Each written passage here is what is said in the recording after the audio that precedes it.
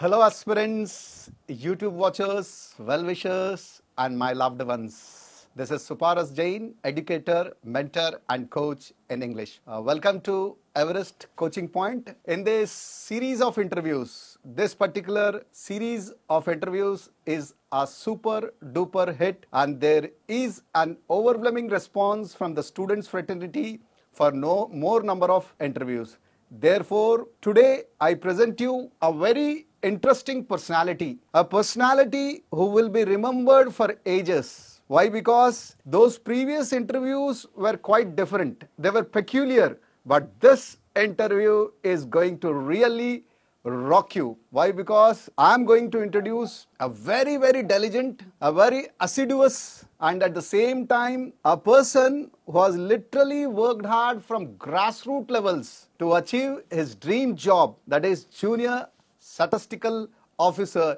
Here I introduce the star of this interview, Thank you, sir. that is Chandrasekhar. Thank you so much, sir. Well, Chandrasekhar, thousands and lakhs of people are watching you, and they are going to get a lot of inspiration. Yes, sir. And definitely, you are going to provide tons of inspiration to them. Cracking CGL is not a joke. So, ఇవాళ ఏ పర్సనాలిటీతోనైతే మనము భేటీ చేస్తున్నామో ఒక అద్భుతమైన personality అండి. ఒక humble beginning, కర్నూలులో ఒక village లో పుడుతూ చాలా పేదరికంలో పెరుగుతూ చక్కగా చదువుతూ, కానీ అప్స్ అండ్ డౌన్స్ మాత్రం చాలా వచ్చాయండి. చంద్రశేఖర్ లైఫ్ లో అప్స్ అండ్ డౌన్స్ అనేవి చాలా వచ్చాయి. చాలా మంది స్టూడెంట్స్ అడుగుతారు, నన్నే కాదు శ్రీనివాస్ రెడ్డి సార్ని, రాజ్ కుమార్ సార్ని, ఎవరైతే ఎడ్యుకేటర్స్ ఇక్కడ ఉన్నారో వాళ్ళందరినీ అడుగుతారు, సార్ డిగ్రీ చదివిన తర్వాత central government job, especially SSC సిజిఎల్లో మనము కొట్టుకోగలమా? బీటెక్లో తక్కువ మార్కులు వచ్చి బ్యాక్లాగ్స్ ఉంటూ, ఆ బ్యాక్లాగ్స్ కూడా 1-2 కాదు సార్,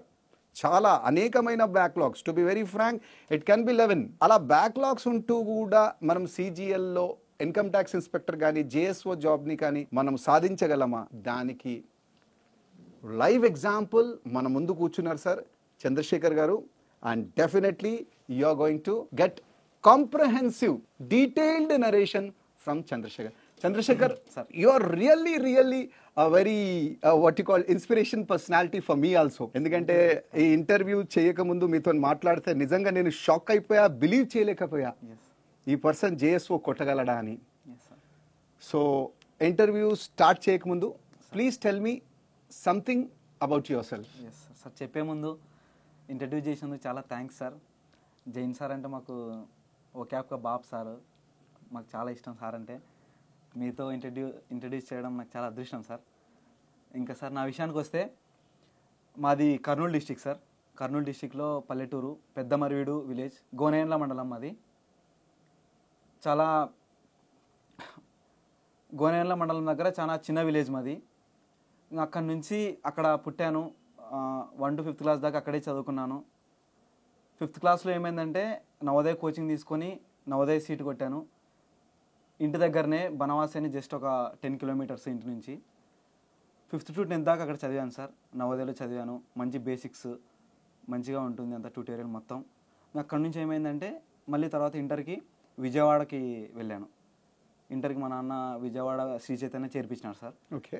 ఇంటర్లో మంచి స్టూడెంట్ సార్, 951 వచ్చినాయి. Very good. చాలా మంచిగా అనిపించింది, కాన్ఫిడెంట్గా ఉండేటోని, అంతా బాగానే ఉంది. తర్వాత ఏమైందంటే అసలు సినిమా స్టార్ట్ అయింది సార్. ఎంసెట్ రాశాను. ఓకే. ఎంసెట్ రాశాను. ఎస్ యూనివర్సిటీలో సివిల్ ఇంజనీరింగ్ వచ్చింది. ఓకే. జాయిన్ అయిపోయినాను. ఇంకా అక్కడ ఎంసెట్ లో మీకు ర్యాంక్ ఎంత వచ్చింది? 18,000 వచ్చింది సార్. ఓకే, 18,000 వచ్చింది. Very good, very good. మంచి ర్యాంక్ అండి. Yes sir. ఓకే. అక్కడ జాయిన్ అయినాను సార్. ఆ ఎన్విరాన్మెంట్ ఎట్లుంటదంటే మొత్తం చెట్లు, పచ్చదనం, ఎంజాయ్మెంట్ కదలేదు సార్. అంత ఏది మీరు ఎస్వి యూనివర్సిటీ గురించి, Sri Venkateswara university Tirupati. Yes sir. అక్కడ ప్లేసెస్ కానీ మంచిగా చూసేకుండే ప్లేసెస్ కానీ అట్లా చాలా ఉంటాయి సార్ తిరిగేదానికి. ఓకే. మాకు ఏమైందంటే సడన్ గా ఒక పంజరంలో నుంచి పక్షి వచ్చి బయట ఉన్నట్టు అనిపించేసింది. టైం టు టైం ఏముండవు, ఈ టైంలో లేయాలి, ఈ టైంలో పడుకోవాలి, ఏముండవు సార్. ఏం రిస్ట్రిక్షన్స్ ఉండేవి కాదు. ఇంకా ఓకే ఎంజాయ్ చేయడం స్టార్ట్ చేసినాం సార్. మా ఫ్రెండ్స్ మహానుభావులు, మా కరెక్ట్ గా మేమంతా కరెక్ట్ అయినాం సార్. 8 members. సామాన్యంగా డిగ్రీ ఇంజనీరింగ్ లో స్టూడెంట్స్ అనే వాళ్ళు ఏంటంటే ఎంజాయ్మెంట్ అనే ఆ జాలంలో చిక్కిపోతారనమాట. ఎవరైతే బాగా చదువుకుంటారో వాళ్ళకి చాలా బాగా కంట్రోల్ ఉంటుంది. వాళ్ళకి మనము ఎలా అయినా టెంప్ట్ చేసినా వాళ్ళు రారు. కానీ మీ యొక్క సందర్భంలో ఏమైంది అంటే ఈ 4 years లైఫ్ అనేది ఎంజాయ్మెంట్ కే అంకితం చేసేసారు. అసలు నాకు అంటే ఎంజాయ్మెంట్ అంటే ఏం చేసేటోళ్ళు చంద్రశేఖర్ గారు? ప్లేసులు ఊరికి తిరిగేటోళ్ళం సార్, సినిమాలకు వెళ్ళేటోళ్ళము, ఇంకా ఏమన్నా గుర్తొస్తే టూర్కి వెళ్ళేటోళ్ళం. ఓకే, ఎక్కడికైనా వెళ్ళిపోవాలి, ఏదైనా చేసేయాలి. ఇక్కడైతే ఉండకూడదు, క్లాసులకి అయితే వెళ్ళకూడదు. ఓకే, చాలా క్లాసులు బంక్ కొట్టి వెళ్ళాం సార్. ఇంకా అలా జరుగుతూ ఉంది సార్. ఎగ్జామ్స్ అసలు పట్టించుకునేటోళ్ళం కాదు. ఓకే, ఊరికి ముందు రోజు ఏదో చదువుకునేటోళ్ళము, మొత్తం రాసి వచ్చేటోళ్ళం. ఏం రాస్తున్నాం మాకే తెలీదు. ఓకే, అలా స్టడీస్ మెయిన్ నెగ్లెక్ట్ చేసినాను సార్. నాకు అప్పుడు తెలీదు దానివల్ల ఇంత ఎఫెక్ట్ అవుతానని నాకు అప్పుడు అసలు తెలియదు సార్. అంటే చంద్రశేఖర్ గారు, నేను అడిగేది అంటే ఇంటర్మీడియట్ లో 10th లో మీరు టాప్ ర్యాంకర్ అండి. అంటే మిమ్మల్ని నేను మెరిటోరియస్ స్టూడెంట్ గా భావించవచ్చు అనమాట. కానీ all of a sudden there is a drastic turn. You got admission in SV university and you got addicted to entertainment, specially going to various places, watching movies, going to picnics.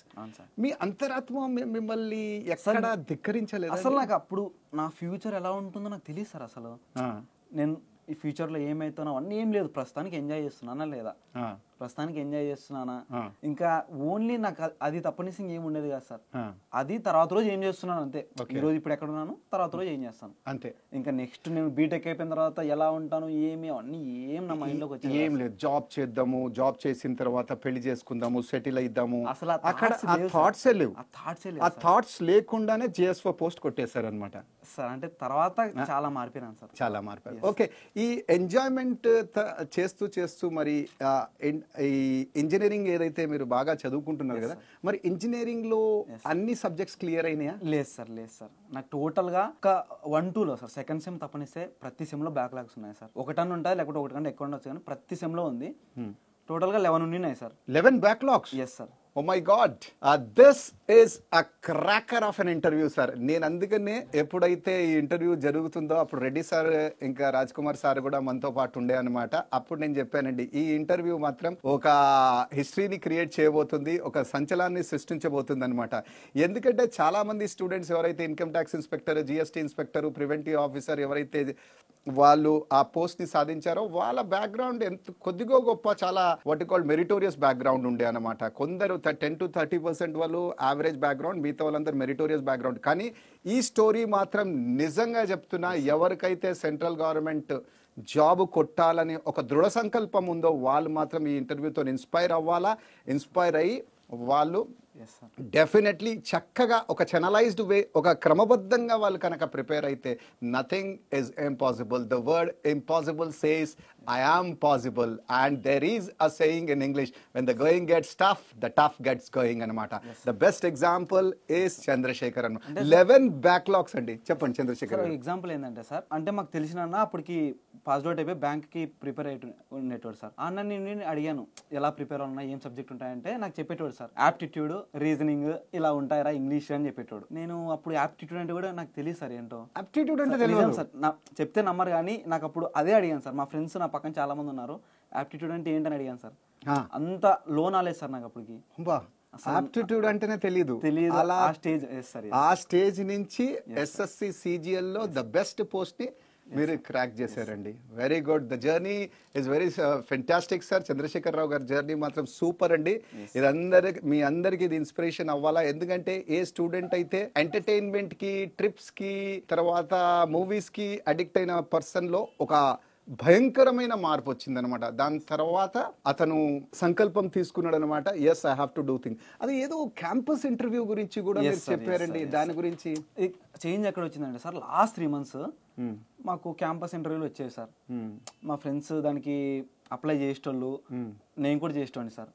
ఏమంటే వాళ్ళకి backlogs ఉంటే తీసుకోరు, backlogs ఉంటే తీసుకోరు. నాకు అప్పుడు అర్థం కాలేదు. సడన్ గా అప్పటికి డౌన్ అయిపోయినాను సార్. ఇంకా నెక్స్ట్ ఏంది, ఈ 3 months దాకా అయితే ఎంజాయ్ చేస్తాము, అప్పుడు దాకా ఎంజాయ్ చేస్తాం, తర్వాత ఏంది ఇంట్లో నాన్న ఫోన్ చేసేవాడు సార్. ఆ, అంటే నెక్స్ట్ ఏమనుకుంటున్నావరా ఇదని. మా నాన్నకి సార్ నిజం చెప్తున్నా, నేను ఒక బెస్ట్ కొడుకుని సార్. ఎట్లా అంటే మా నాన్నకి చిన్నప్పుడు మంచి కొడుకు, మంచి స్టూడెంట్, ఇంటర్ లో మంచి స్టూడెంట్, బీటెక్ లో మా నాన్నకి ఎలా అంటే వీనికి ఏమేమి బ్యాక్లాగ్స్ లేవు, ప్రతి సెమ్ కరెక్ట్ గా కంప్లీట్ చేసి కరెక్ట్ గా బయటకు వచ్చినాడనే తెలుసు మా నాన్నకి ఇప్పటికీ. ఇప్పటికి ఓకే. సో మీ నాన్నకి తెలీదు మీకు 11 బ్యాక్లాగ్స్ ఉన్నాయని? ఇంటర్వ్యూతోనే అయితే దయచేసి వీళ్ళ నాన్నగారి ఇంటర్వ్యూ చూడొద్దండి. సార్.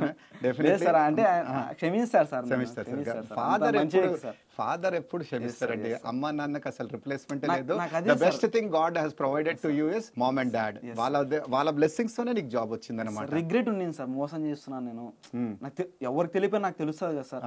ఒక మాట ఇంట్లో చెప్పుకోకుండా ఫోన్ చేసిన డిగ్రీ సర్టిఫికేట్ నా దగ్గరే ఉందని చెప్పేటోని. నిజంగా చంద్రశేఖర్ రావు గారు నాకు ఇక్కడ ఇంటర్వ్యూ చేసేటప్పుడు నాకు నమ్మబుద్ధి అవ్వట్లేదు మీకు 11 బ్యాక్లాగ్స్ ఉన్నాయని. నిజం సార్. సో 11 బ్యాక్లాగ్స్ ఉంటూ ఒక డిప్రెషన్ లో వెళ్ళిపోయి ఉంటారు డెఫినెట్లీ. ఆ డిప్రెషన్ లో వెళ్ళిపోయిన తర్వాత ఆ బ్యాక్లాగ్స్ ని క్లియర్ చేయాలా, లేకపోతే ఇక్కడ సెంట్రల్ గవర్నమెంట్ జాబ్ కొట్టాలా అని ఆ మైండ్ బ్యాలెన్స్ ని, ఆ మైండ్ యొక్క సింక్రనైజేషన్ ని ఎలా మెయింటైన్ చేశారండి? అదే సార్, అంటే మేలో అయిపోయింది సార్.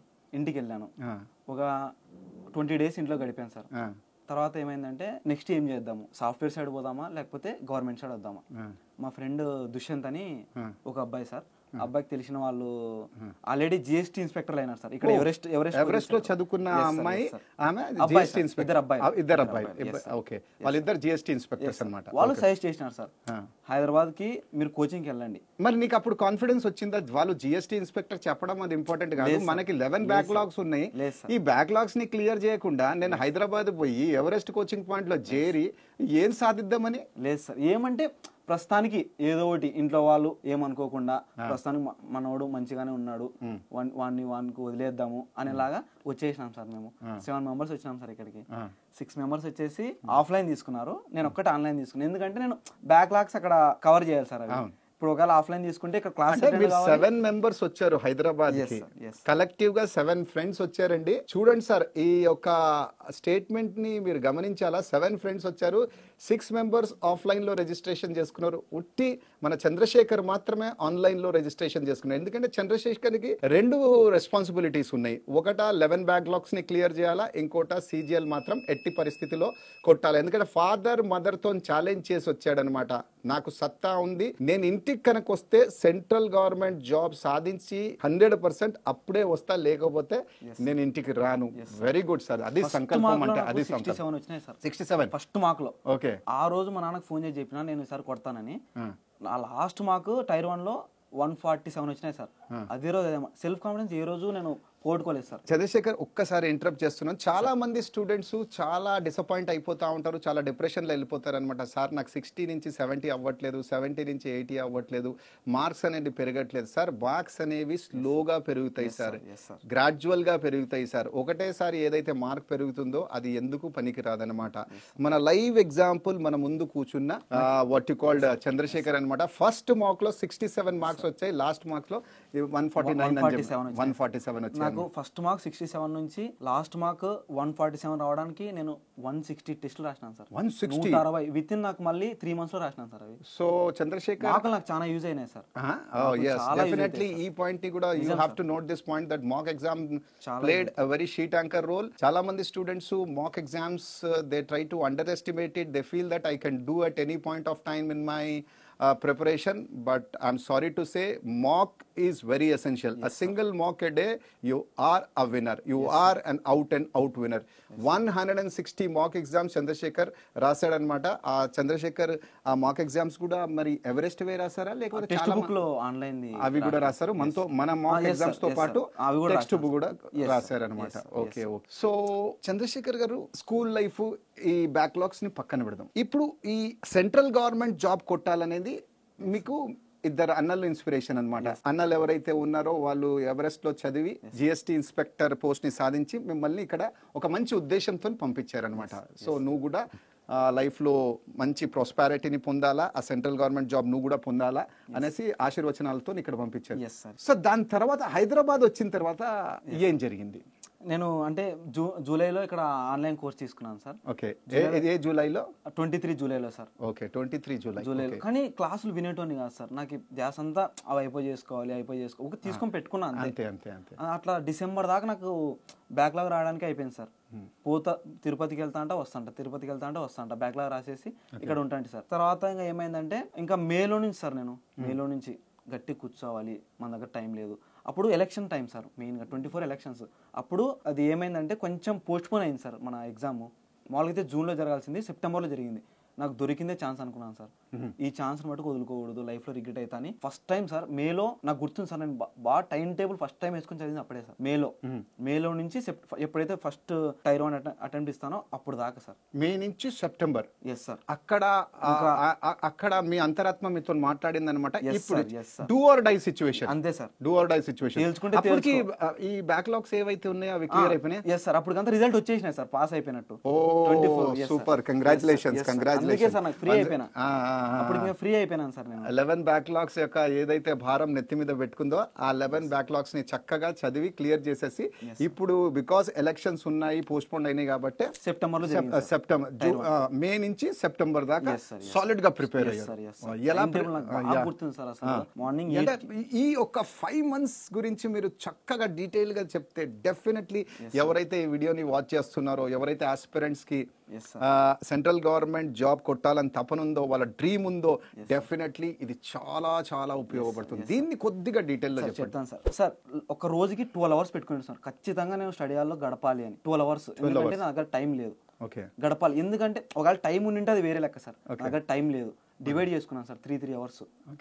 మ్యాథ్స్ రీజనింగ్ కి 3 hours, ఇలాగా ఇంగ్లీష్ కి 3 hours, జనరల్ అవేర్నెస్ కి 3 hours, మళ్ళా స్టాటిక్ జీకే అని ఒక పార్ట్ ఉంటుంది సార్, దానికి 3 hours పెట్టుకునేటాం. ఇంకా మ్యాథ్స్ కి అయితే సార్ రాజ్ కుమార్ సార్ నాకు సార్ టీచింగ్, అది కాన్సెప్ట్ టీచింగ్ పక్కన పెడితే స్టైల్ ఆఫ్ టీచింగ్ బాగుంటుంది సార్ సార్ది.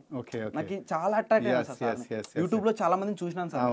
సార్ స్టైల్ వేరు సార్, 100% నీకు బేసిక్స్ ఒక్కటి కరెక్ట్ గా ఉంటే చాలు సార్, భయంకరంగా తీర్చిదిద్దుతారు సార్. సార్ అంత బాగా చెప్తారు సార్. సార్ అడిక్ట్ అయిపోయినా సార్ సార్కి. తర్వాత ఇంగ్లీష్ సార్, ఆ రెండు సార్ నాకు బాగా యూజ్ అయింది. ఇంగ్లీష్ ఎలా అంటే సార్ అసలు వొకాబులరీ కానీ గ్రామటికల్ కానీ భలే ఉన్నింది సార్. అసలు ఇక్కడ బ్లాక్ బుక్ తీసుకున్నాను సార్. నా స్ట్రాటజీ ఏంటంటే సార్, నాకు 4 hours తీసుకుంటాను కదా, 3 hours అంటే 1.5 hour ఏం చేస్తుందంటే ఒక 100 OWS, 100 యాంటోనిమ్స్, సినోనిమ్స్, 100 ఇడియమ్స్ ఊరిని తిరిగేసుకుని పోయేటోని సార్, చూసేటోని. అట్లా మళ్ళీ 1.5 hour ఏం చేస్తుండే గ్రామర్ రూల్స్ చదివేటోని ప్రతిరోజు. తర్వాత రోజు ఏం చేస్తుండే అట్లా సేమ్ ప్రాసెస్. 2000 words ఉండేవి సార్, 20 రోజులు కంప్లీట్ అయ్యేవి. 21 day ఏం చేస్తుండే మళ్ళీ రిపీట్ చేస్తుండే. మళ్ళీ రిపీట్ చేస్తుండే. అట్లా రిపీట్ 2 months రిపీట్ చేశాను సార్ నేను 4 times. అట్లా 2.5 months 4 times రిపీట్ చేసేసరికి నాకు ఒకసారి బుక్ ఓపెన్ చేసి ఆ వర్డ్ చూస్తే దాని మీనింగ్ నాకు తెలుస్తుంది తర్వాత చూసినప్పుడు. సో నాకు అప్లికబుల్ అయింది సార్ అది. సో స్ట్రాటజీ ఏంటంటే క్వాంటిక్ కానీ రాజ్ కుమార్ సార్ ని సాలిడ్ గా ఫాలో అయ్యారు. సో ఇంగ్లీష్ లో definitely you might have followed the educators here over there, mister Srinivasulu Reddy. And మరి రీజనింగ్ ఇంకా జీకేకి ఏం స్ట్రాటజీ ఫాలో అయ్యారు సార్? రీజనింగ్ వచ్చేసి మార్క్సే రాసేటాను సార్, స్పెషల్ గా దానికి అంటూ ఎప్పుడు ప్రిపేర్ అవ్వలేదు సార్ నేను. మార్క్స్ ఎక్కువ ఎన్ని క్వశ్చన్లు చేస్తే అంత మేలు అనుకునేటోని. ఇంకా జిఎస్కి వచ్చేసరికి సార్ టైర్ 1 కి అయితే నాకు సిలబస్ అయిపోలేదు సార్. అసలు టైర్ 1 కి ఒక్క పాలిటీ తప్పనిస్తే నాకు ఇంకా మిగతావి ఏదో చదువుతున్నాను సార్. నాకు ఇప్పుడు గుర్తుంది సార్, పాలిటీ ఒకటి, ఆర్టికల్స్ బాగా గుర్తున్నాయి సార్ అప్పటికి టైర్ 1 కి. ఇంకా అప్పుడు ఎలా ఉంటుంది అంటే సార్, స్టాటిక్ జీకేకి ఎక్కువ వెయిటేజ్ ఉండేది సార్ టైర్ 1 లో. స్టాటిక్ జీకేకి బాగా ఎక్కువ వెయిటేజ్ ఉండేసరికి నేను దాన్ని బాగా చదివాను సార్. స్టాటిక్ జీకే ఎలా చదివేటోన్ అంటే ఇవి డాన్సులు కానీ, మ్యూజిక్ ఇన్స్ట్రుమెంట్స్ కానీ, రివర్స్ కానీ, ఇట్లాంటివన్నీ బాగా ప్రతిరోజు 1.5 hour బాగా చూసిస్తాను సార్. అట్లా నా అదృష్టం కొద్ది ఏమైందంటే స్ట్రాటజీగా 5 questions అడిగారు సార్. 5కి అది పెట్టిన, 5కి 10 మార్కులు, మిగతా అంతా కలిపి 16 మార్కులు, 26 వచ్చినాయి సార్ నాకు జిఎస్. సూపర్. జిఎస్ లో 26 వచ్చాయి. అసలు నాకు 15 కూడా రావనుకున్నాను సార్ నేను. ఆ రోజు స్ట్రాటజీగా నాకు టర్న్ చేసింది సార్ అట్లా. So that's really fantastic and fabulous from Chandrasekhar. ఈ యొక్క 5 months మాత్రమే చూడండి, ఆలోచించింది స్టోరీని ఒక్కసారి మీరు కనుక ప్రిసైజ్ గా అనలైజ్ చేస్తే గనక, a person with 11 backlogs in his engineering exam came to Hyderabad, joined Everest coaching point, got inspired by his roommates and friends who got GST post, and in those 5 months అతను చాలా meticulous గా plan చేసుకున్నాడు 12 to 14 hours a day and he got inspired by the educators of Everest inspire చేశారు Yes, కదా sir. ఖచ్చితంగా, sir. ఖచ్చితంగా ఖచ్చితంగా. అందరు చెప్పుకోవాలి, sir. ఖచ్చితంగా. అందరికి ధన్యవాదాలు అయితే చెప్పుకోవాలంటాం all credit goes to the mentors educators at Everest coaching point. Yes, sir. That's wonderful. So nice of you, Chandrasekhar. The interview is getting more and more interesting. Come on, Chandrasekhar. So చాలా మంది మనల్ని watch చేస్తున్నారు అనమాట. నీ యొక్క story మాత్రం ఇంకా interesting అవుతుంది అనమాట. Chandrasekhar, now tell me your marks in prelims and mains. Sir నాకు రా మార్క్స్ వచ్చేసి 145 వచ్చాయి సార్ ప్రిలిమ్స్ లో 145, నార్మల్ తర్వాత 150 వచ్చాయి sir. Very good, very good. Yes sir. ఇంకా టైర్ 2 కి క్వాలిఫై అయిపోయినాను సార్. టైర్ 2 వచ్చేసి రా మార్క్స్ 300 వచ్చాయి సార్. 300 వచ్చాయి. మళ్ళీ JSO paper sir, separate paper sir అది. జేఎస్ఓ పేపర్ లో 124 వచ్చాయి సార్. ఓకే, రా మార్క్స్. ఓకే, టోటల్ గా 424 వచ్చినాయి సార్. 424. నార్మలైజేషన్ అయిపోయిన తర్వాత 451 అయినాయి. Yeah, so in tier 1 exam your marks were somewhere around 145. 145. Okay, tier 2 లో 300, ఆఫ్టర్ నార్మలైజేషన్ 327. yes. స్టాటిస్టిక్స్ లో 124. Yes, sir, yes. All together it is somewhere around 451. Oh, that's fantastic. What a journey, what a journey. From grassroots levels to the zenith of success, to the Himalayan success anamata. 100% right. So ఈ సందర్భంగా ఎట్లా అంటే sir, self confidence ఎప్పుడు పోగొట్టుకోకూడదు sir మనం. Yes. అసలు ఎంత లో phase లో ఉన్నా మనం సెల్ఫ్ కాన్ఫిడెన్స్ పోగొట్టుకోకూడదు సార్. ఎందుకంటే మనల్ని మనమే సార్ నమ్మాలి. Yes, yes, మనల్ని ఎవ్వరు నమ్మరు సార్. Correct. మనల్ని మనమే నమ్మాలి. మనల్ని మనమే పుషప్ చేసుకుంటూ ఉండాలి సార్. నాకైతే నిద్ర వచ్చేటప్పుడు సార్, నాకు ఇప్పుడు గుర్తుంది, పాటలు పెట్టుకునేటోను సార్, బాగా నాకు ఇన్స్పైర్ చేయాలని. నిద్ర ఆపుకుంటాను సార్ నేను. అంటే ఎఫర్ట్ అనేది మన స్ఫూర్తిగా పెట్టాలి సార్.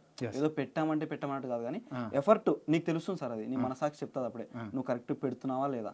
ఖచ్చితంగా పెట్టి సార్, సక్సెస్ అయితే వస్తుంది సార్. మన స్ఫూర్తిగా ఎఫర్ట్ పెట్టాలి sir. What is the role of your parents? మీ పేరెంట్స్ రోల్ ఏముండే సార్? అసలు మా నాన్న గురించి చెప్పుకోవాలి సార్. నిజంగా ఇది బెస్ట్ ఆపర్చునిటీ. ఎస్ సార్, ఇది సార్ నిజంగా. మోసం చేస్తున్నా తెలిసినా కూడా మోసపోయేటోడు సార్ మా నాన్న నా విషయంలో. ఆయనకు తెలుసు సార్ నేను మోసం చేస్తున్నా అని, కానీ ఒక్క మాట అనేటోడు కాదు సార్. మోసపోయేటోడు సార్, నటించేటోడు మోసపోయినట్టు. అంత మంచి వ్యక్తి సార్ మా నాన్న అసలు. నిజంగా సార్, అంటే ప్రతి తండ్రి గొప్పోడే సార్. దాని మా నాన్న ఎట్లా అంటే సార్, ఇంకా ఎన్నో అబద్ధాలు చెప్పినాను సార్ నేను. ఎన్నో అబద్ధాలు చెప్పినాను, ఎన్నో అన్ని డిసీవ్ చేసినాను, కానీ ఈ రోజు పల్లెత్తు మాట అనలేదు సార్. పల్లెత్తు మాట ఆయనకు తెలిసినా కూడా అనలేదు సార్. సర్లే పోనీ. Really, mom and dad are the best gifts to everybody, whether it is you or whether it is me. They are nothing but replica of God on earth. Earth మీద భగవంతుడి యొక్క స్వరూపం అనమాట. అలా మీ పేరెంట్స్ కూడా చాలా ఎంకరేజ్ చేశారు. ఎప్పుడు ఏ తప్పు చేసినా నాన్నకు తెలుసు మా కొడుకు తప్పు చేస్తున్నాడు ఆయన, అప్పటికి కూడా నిన్ను ఎప్పుడు తిట్టలేదు. కానీ లాస్ట్ కి నువ్వు ఎప్పుడైతే ఇంట్లోకి వెళ్ళి బయలుదేరావో అప్పుడు మాత్రం డాడీకి ఒక ఛాలెంజ్ ఇచ్చావు అనమాట, మమ్మీకి ఒక ఛాలెంజ్. ఇంటికి కనుక వస్తే డౌట్ గా అడిగాడు సార్, కొంచెం డౌట్ గా అడిగాడు, గవర్నమెంట్ జాబ్ అవుతుందా అనేలాగా అడిగాడు సార్. కొంచెం ఏదో టచ్ అయిపోయింది సార్. అంటే ఆయన దృష్టిలో నేను ఒక బ్రిలియంట్ స్టూడెంట్ సార్ అప్పటిదాకా. ఇంత మంచి స్టూడెంట్. చాలా పేద కుటుంబం మీది, చాలా పేద కుటుంబం. అంటే అప్పుడు మీకు 10th క్లాస్ లో మీరు చెప్పారు ఏంటంటే ఆ బుక్కులు కొన్ని కూడా పైసలు లేకుండే, నాన్న మాత్రం చాలా కష్టపడి ఎవరి దగ్గర నుంచో అప్పు తీసుకొని ఆ బుక్కులు మాత్రం మీకు ఇప్పించారు అనేది మీకు గుర్తుందనేసి నాకు మీరు షేర్ చేశారండి ఇంటర్వ్యూ ముందు. So definitely all credit goes to your parents for cracking such a coveted post in SSC CGL 2024 JSO. అంటే మా ఫ్రెండ్స్ కూడా దీంట్లో చాలా భాగం సార్. అంటే నేను పడిపోయే దాంట్లో నాకు ఒక 90% ఉంటుంది సార్, వాళ్ళ 10% ఉంటుంది. నన్ను లేపిన దాంట్లో మటుకు వాళ్ళే సార్ 100% వాళ్ళే లేపారు. ఎందుకంటే నీ లైఫ్ అనేది ఆల్రెడీ స్టాండ్ స్టిల్ కి వచ్చేసింది చంద్రశేఖర్. Stand still. అవును, SV యూనివర్సిటీలో టోటల్ ఎంటర్టైన్మెంట్ కి మీరు అంకితం అయిపోయారు అనమాట. అక్కడి నుంచి మీకు హైదరాబాద్ కు పంపించింది మీ ఫ్రెండ్స్, ఎవరెస్ట్ కోచింగ్ పాయింట్ గురించి చెప్పింది మీ ఫ్రెండ్స్, వాళ్ళ అక్కడ ఉన్న ఎడ్యుకేటర్స్, అక్కడ ఉన్న ర్యాంక్స్, వాళ్ళు కష్టపడే ప్రణాళిని చెప్పిందే మీ ఫ్రెండ్స్. సో డెఫినెట్లీ ఫ్రెండ్స్ కి మాత్రం క్రెడిట్ ఇవ్వాల్సింది సార్. చాలా మంది సక్సెస్ అయిపోయిన తర్వాత ఏమనుకుంటారంటే సార్, సక్సెస్ నా ఒక్కడి వల్లే వచ్చింది అనుకుంటారు సార్. చాలా తప్పు సార్ అది. నీ సక్సెస్ కి చాలా ఫ్యాక్టర్స్ ఉంటాయి, చాలా ఉంటాయి సార్, మనకు తెలియదు అంతే. మీ సక్సెస్ కి కారణం చెప్తూ పోండి, సో దట్ స్టూడెంట్స్ కూడా వింటారు అన్నమాట. నా ఫ్రెండ్ ఆ రోజు ఈ సైజ్ నేర్పిపోయింటే ఈ ప్లేస్ లో ఉండేటోని కాదు సార్. ఓకే, మా నాన్న నమ్మించిన పంపించకపోయింటే ఈ ప్లేస్ లో ఉండేటోని కాదు. ఎవరెస్ట్ కోచింగ్ నాకు జ్ఞానం నేర్పికపోయింటే కూడా నేను ఈ ప్లేస్ లో ఉండేటోని కాదు సార్. అట్లా ప్రతి సార్ స్టడీ హాల్లో నన్ను మోటివేట్ చేసిన వాళ్ళు ఎవ్రీబడి మోటివేటెడ్. చాలా మంది ఉన్నారు సార్. వాళ్ళందరికీ చాలా థ్యాంక్స్ చెప్పుకుంటున్నాను సార్. నా ఒక్కడే సక్సెస్ కాదు సార్ ఇది. టీమ్ అందరూ help ఎఫర్ట్, టీమ్ చేశారు ఎఫర్ట్ సార్. అన్నమాట, Yes, sir. Team effort. ఖచ్చితంగా చెప్పుకోవాలని చెప్పుకుంటున్నాను Yes, సార్ ఇది. 100%. So my friends, this interview is really mind blowing అనమాట. నేను ఇంటర్వ్యూ చేస్తా ఉంటేనే గూస్ బంప్స్ వస్తున్నాయండి. చాలా ఇంటర్వ్యూస్ చేశామండి ఇంతకు ముందు. Every interview is special sir. ఎందుకంటే అక్కడ ఉన్న పర్సన్ ఎవరో కాదు సార్, ఒక స్టార్, ఒక సెలబ్రిటీ అనమాట. ఎస్ఎస్సి సిజిఎల్లో ఒక అద్భుతమైన జాబ్ కొట్టుకుని. కానీ ఈ ఇంటర్వ్యూ ఎందుకు స్పెషల్ అంటే, ఈ ఇంటర్వ్యూ స్పెషల్ ఏంటంటే ఒక మనిషి జీవితంలో 4 ఇయర్స్ అనేవి వేస్ట్ అయిపోయాయి సార్. ఇంజనీరింగ్లో వేస్ట్ అయిపోయాయి, అందులో బ్యాక్లాగ్స్ ఉండిపోయాయి.